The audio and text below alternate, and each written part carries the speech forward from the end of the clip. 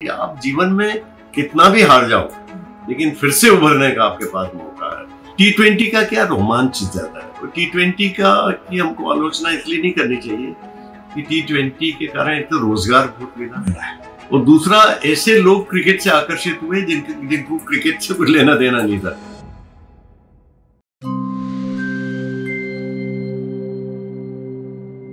नमस्कार, आचरण के साथ मैं हूं TN मनीष। वो दौर था आकाशवाणी का, वो दौर था रेडियो का, और एक आवाज जिसने क्रिकेट की कमेंट्री को आम जुबान तक पहुंचाया, आम कानों में मिसरी घोली। वो शख्सियत, वो व्यक्तित्व सुशील दोषी जी, जो प्रख्यात कमेंट्रेटर हमारे साथ हैं इस समय MPL के लिए ग्वालियर उनका आना हुआ है। सर, आपका बहुत स्वागत करते हैं। बहुत धन्यवाद और सभी दर्शकों को भी हार्दिक नमस्कार।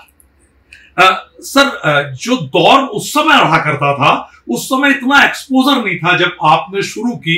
और एक इसमें बड़ा रोचक किस्सा है कि आप पिताजी के साथ 3 से 4 दिन तक एक मैच के लिए भटके थे। क्या था सर वो प्रसंग?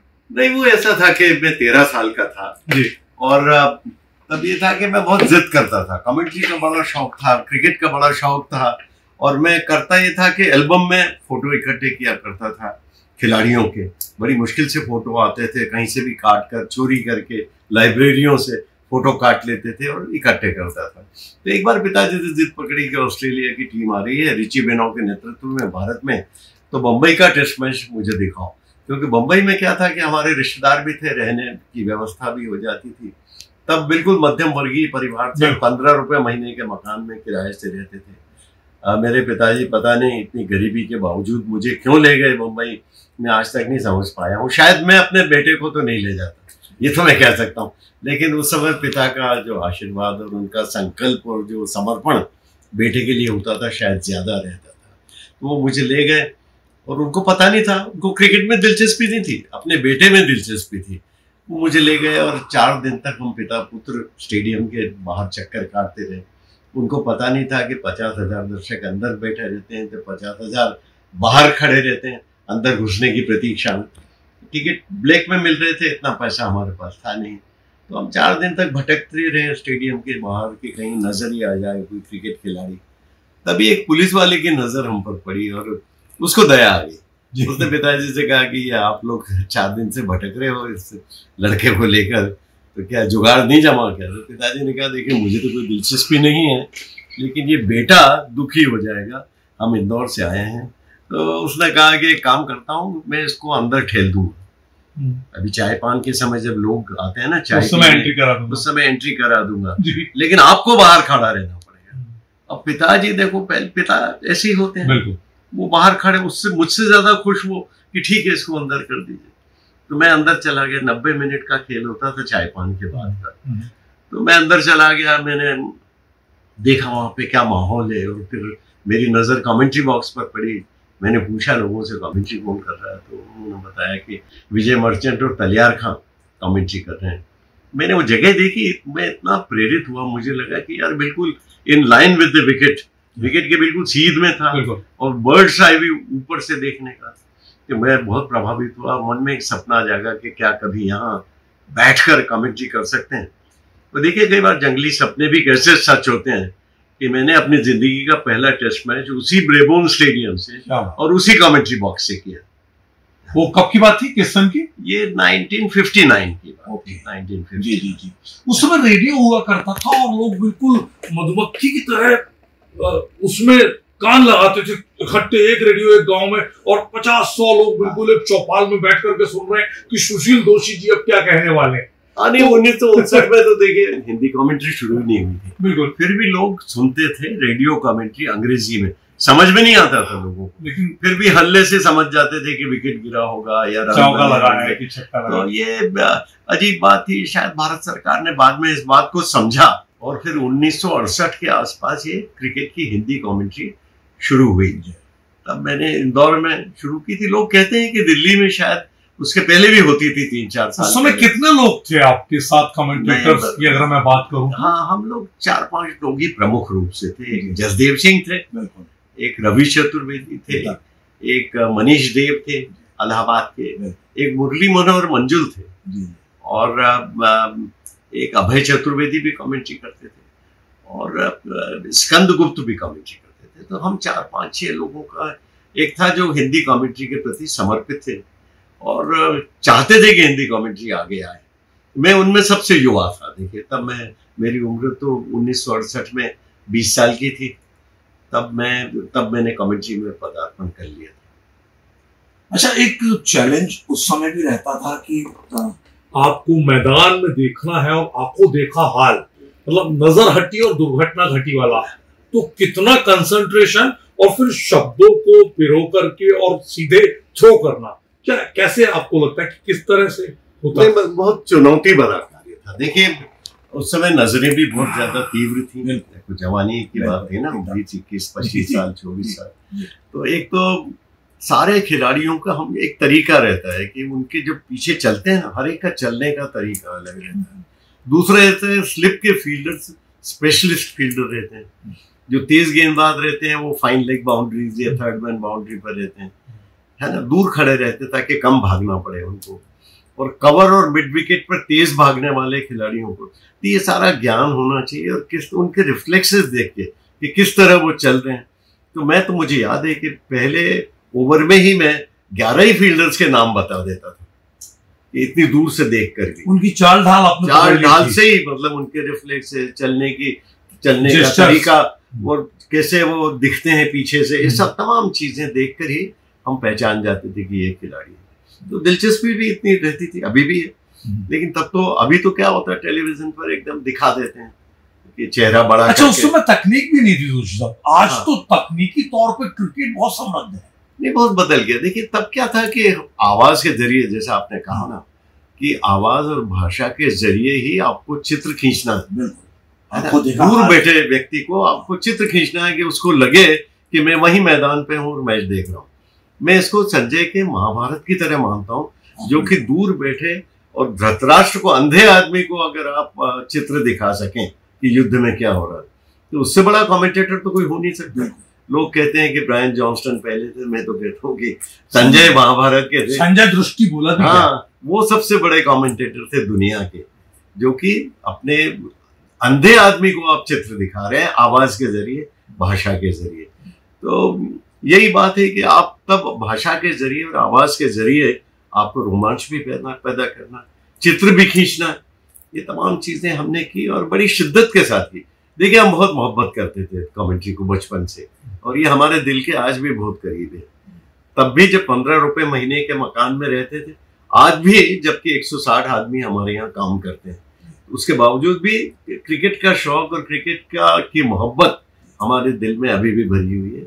और कितना भी फायदा कहीं दूसरी जगह हो रहा हो, उसको छोड़कर क्रिकेट कमेंट्री का कहीं भी अवसर मिलता है या बुलाते हैं, आमंत्रित करते हैं, तो मैं जरूर जाता हूँ। आंखों देखा हाल जो किताब आई, उसकी कहानी क्या रही? कैसे ये लगा कि यह दर्शकों तक या पाठकों तक ये बात पहुंचे सुशील दोषी की कलम से कि आंखों देखा हाल क्या है? आंखों देखा हाल तो एक तो मेरी आत्मकहानी है कि एक गरीब लड़का किस तरह से केवल मेहनत करके और संकल्प की भावना के साथ। देखिए, मैं हमेशा कहा करता हूँ कि मैं जब स्कूल या कॉलेज में पढ़ता था ना, फिसड्डी रहता था। मतलब ऐसा नहीं कि मैं बहुत ही ब्रिलियंट विद्यार्थी था, और मेरे जैसा मामूली विद्यार्थी केवल संकल्प की भावना के कारण, केवल मेहनत के बलबूते पर अंतर्राष्ट्रीय कमेंटेटर बन सकता है। तो आप लोग जो सुन रहे हैं, आप लोग तो अच्छे स्कूलों में गए होंगे। हम तो ऐसे स्कूल में गए थे कि जो टाटपट्टी पर बैठते थे और मास्टर के रोज डंडे खाते थे, कभी चपत खाते थे, कभी मुर्गा बनते थे।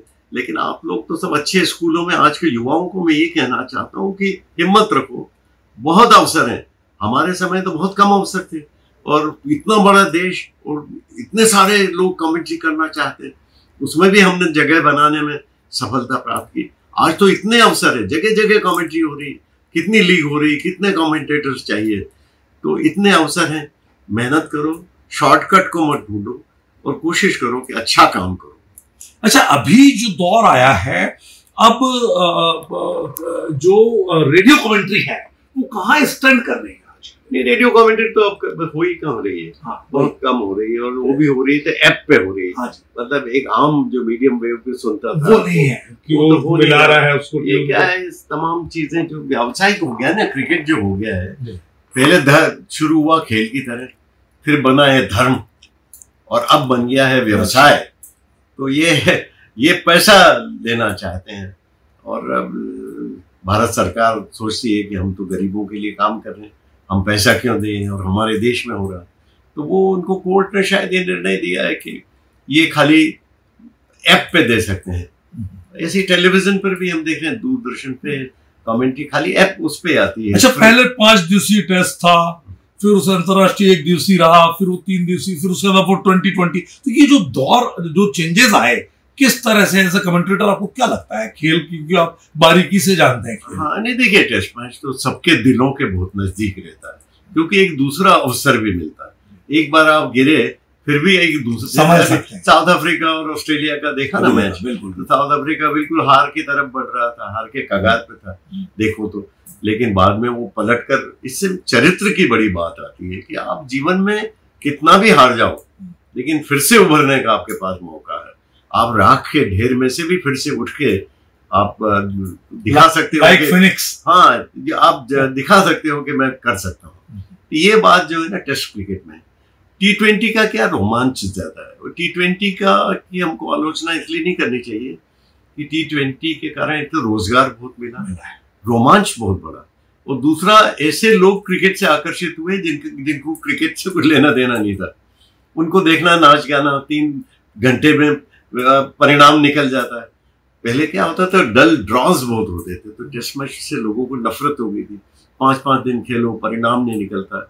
अब तो टेस्ट मैचों के भी परिणाम वो समझ गए कि पिचेस ऐसी बनानी है कि 5 दिन में परिणाम निकले। तो ये कारण था कि T20 आया। तो मैं तो शुरू में कहता था कि टेस्ट मैच शास्त्रीय क्रिकेट है, और वनडे क्रिकेट ये क्रिकेट है पायजामा क्रिकेट, और T20 को हम लोग चड्डी क्रिकेट बोलते थे। और अब तो T10 क्रिकेट आ गया, तो मैं कुछ कहना नहीं चाहता इस बारे में। लेकिन कुल मिलाकर ये कि क्रिकेट हर तरह से स्वीकार किया जा रहा है। T20 के कारण ही अभी आप देखिए ओलंपिक में प्रवेश पा रहा है क्रिकेट अमेरिका में चला गया। अच्छा, ये नर्सरी किस तरह बन रहा है आपके हिसाब से नई पौध के लिए, अच्छे बच्चों, नए बच्चों के लिए? नहीं देखिए, अभी क्या है कि अभी सोशल मीडिया का जमाना है ना। पहले क्या होता, प्रतिभा हो, आप कितने भी प्रतिभावान हो, अगर आप पैसे वाले नहीं हो, आप प्रभावशाली नहीं हो, तो पता ही नहीं चलता था कि आपकी प्रतिभा क्या है। आज तो किसी गांव खेड़े में भी आप रह रहे हो ना, और आप में प्रतिभा है, तो तुरंत कोई ना कोई सोशल मीडिया पर बात कर देगा कि 150 किलोमीटर पे बॉलिंग कर रहा है, 140 पे कर रहा है, भाई इसको देखो। तो लोग जो है ना वो ढूंढने निकल जाएंगे उसको। तो अभी बहुत अवसर बहुत ज्यादा हो गए, लेकिन कंपटीशन भी उतना ही हो गया, क्योंकि इसमें पैसा बहुत हो गया। पैसा आते ही कंपटीशन हो जाता है। तो कंपटीशन है तो घबराना नहीं, कंपटीशन को पार करो और अपनी प्रतिभा दिखाकर आगे बढ़ो। अच्छा, आखिरी सवाल, अब जैसे हम देख रहे हैं IPL वगैरह में जिस तरह की चीजें, तो जो दूसरे गेम्स चलते हैं इसकी आड़ में, उससे कितना आपको लगता है सामाजिक तौर पे क्या पतन हो रहा है, या व्यावसायिकता की अंधी दौड़ में ये सब चल रहा है? नहीं देखिए, मैं हमेशा कहता हूँ कि क्रिकेट जब तक मोहब्बत रहे और व्यवसाय बने तो भी ठीक, लेकिन लत नहीं बननी चाहिए। ये नशे की तरह होती है, लत जो होती है वो नशे की तरह, अफीम का जैसे नशा है। वैसे ही अब जैसे IPL खत्म हुआ तो लोग करेंगे अब शाम को क्या करेंगे भाई, IPL ही खत्म हो गया, टाइम कैसे निकालेंगे। ये लत की तरह, अफीम के नहीं कि भाई जिंदगी में बहुत कुछ करने को है, क्रिकेट की जिंदगी थोड़ी है, बहुत सारी चीजें हैं करने को। तो लोग ये जो है ना, ये नशे से नहीं बनना चाहिए। इसके कारण दूसरे खेलों का नुकसान हो रहा है। देखिए, अब मैं बात कर रहा था शंकर लक्ष्मण की, कितने मुश्किलों में दिन काटे, उनके पैर काटने के लिए पैसे नहीं थे, पैर बचाने की बात नहीं हो रही थी। उसी तरह से कई ऐसे पुराने खिलाड़ी हैं अलग अलग खेलों के, जिनको जो बिल्कुल गरीबी की रेखा से भी नीचे रह रहे हैं। कई पद्मश्री इस देश के ऐसे हैं जो कि गरीबी की रेखा से काफी नीचे हैं, और जिनको इलाज के लिए पर्याप्त समुचित व्यवस्था नहीं, जिनको आप सम्मानित करते हो, उनके लिए आपको कुछ न कुछ करना चाहिए, जो देश का गौरव बढ़ाते हैं। गुमनामी के अंधेरे में, गुमनामी के अंधेरे में। और ऐसे लोग, मैं ये नहीं कह रहा जैसे मैं हूँ, मुझे पद्मश्री मान लो मिला है, मुझे मिला हुआ है 2016 में, तो मेरे जैसे लोगों को जरूरत नहीं है, क्योंकि हम और इतना टैक्स भरते हैं पहले। लेकिन जो गरीब हैं, गरीबी रेखा से नीचे हैं, उनको मदद जरूर देनी चाहिए, खास करके कलाकारों का, खेल खिलाड़ियों का, या किसी भी तरह जिन्होंने देश के नाम को गौरवान्वित किया है। तो आपका आखिरी संदेश युवा खिलाड़ियों के लिए और हमारे समाज, क्योंकि हम बोलते हैं कि भारत युवाओं का देश है, क्या आपको लगता है, क्या नहीं? देखिए, युवाओं को तो मैं ये कहना चाहूंगा कि आप लोग बहुत जल्दी बढ़ना चाहते हो और बहुत जल्दी आगे बढ़ना चाहते हो। आप सीढ़ियां उलांघ कर आगे बढ़ना चाहते हो, शॉर्टकट को छोड़ो और नैतिकता जो देश में बहुत तेजी से गिर रही है, नैतिकता के साथ आगे बढ़ने, ये मत कभी मत भूलो कि हमारा देश विवेकानंद का देश है, हमारा देश गांधी जी का देश है, हमारा देश सत्य और अहिंसा के मार्ग पर चलने वाला और काफी आध्यात्मिक देश है। इसीलिए तो गुरु का तब कहा जाता था जब हमारे पास कुछ नहीं था। आध्यात्मिक रूप से हम इतने उभरे थे, दुनिया हमारे प्रति आकर्षित होती थी। लेकिन आजकल जो विदेशी अंधानुकरण में जो कुछ हो गया, हम देख रहे हैं कि चरित्र एकदम नीचे जा रहा है। झूठ बोलने में लोग शान महसूस करते हैं, सरेआम झूठ बोल देते हैं फायदे के लिए और फिर गर्व से कहते हैं कि हमने तो झूठ बोल दिया। पहले शर्माते थे, जिस बात पर शर्म करनी चाहिए उस बात पर गर्व करते हैं। तो चरित्र, ईमानदारी, इसको कभी नहीं, क्योंकि मानवीय गुण तो यही है ना। आप गाय बैल पशु थोड़ी हो, आप तो इंसान हो ना। तो इंसान हो तो फिर इंसान दिखना भी तो चाहिए। आप इंसानियत खोएगा तो इंसान नहीं दिखेगा। तो ये एक ध्यान रखो। आपको बहुत शुभकामनाएं देता हूँ। आप युवा हैं तो आगे बढ़ें और हमसे ज्यादा प्रतिभाशाली हैं, ये मैं कहना चाहता हूँ। अच्छा, आचरण के दर्शकों के लिए कुछ बोलिए, क्योंकि ये हमारा डिजिटल प्लेटफॉर्म है जिसमें हम बहुत अच्छा कर रहे हैं आपके आशीर्वाद से, और हम चाहते हैं कि आप जैसे शख्सियत जो है वो आचरण को भी अपनी शुभकामना कुछ नहीं। आचरण के तमाम दर्शकों को और आचरण के तमाम कर्ताओं को, आप अच्छा काम कर रहे हैं तो मेरी शुभकामनाएं आपके साथ, और अच्छा काम करते रहिए और इसमें किसी प्रकार की हिचक महसूस मत करिए। आपको बहुत बहुत शुभकामनाएं। तो आप थे पद्मश्री और प्रख्यात कमेंटेटर जिन्होंने अपनी आम बोलचाल की भाषा में क्रिकेट को कानों में मिश्री घोलते हुए लाखों करोड़ों दर्शकों तक उस दौर में पहुंचाया जिस दौर में हमारे पास तकनीकी संसाधनों का बहुत सीमितता थी और अभाव था। तो ऐसे सुशील दोषी साहब जो है वो ग्वालियर में आए हैं और इस समय 24 तारीख तक आप रहेंगे। आपका बहुत बहुत धन्यवाद आचरण के साथ अपनी बातें साझा करने के लिए और इतना प्रेरक उद्बोधन हमारे दर्शकों को और हमारी टीम को देने के लिए। तो फिलहाल आपका बहुत बहुत शुक्रिया सर। हम उम्मीद करेंगे कि आप जल्दी हमारे साथ स्टूडियो में आए और एक लंबी गुफ्तगू हम आपके साथ करें ताकि आपके विचार, आपके आदर्श लोगों तक हम पहुंचा सकें। कैमरा पर्सन रिक्की सिंह के साथ टीएन मनीष, आचरण न्यूज ग्वालियर। देश दुनिया की सभी खबरें देखने के लिए जुड़े रहिए आचरण न्यूज से। आचरण न्यूज, हर कदम आपके साथ।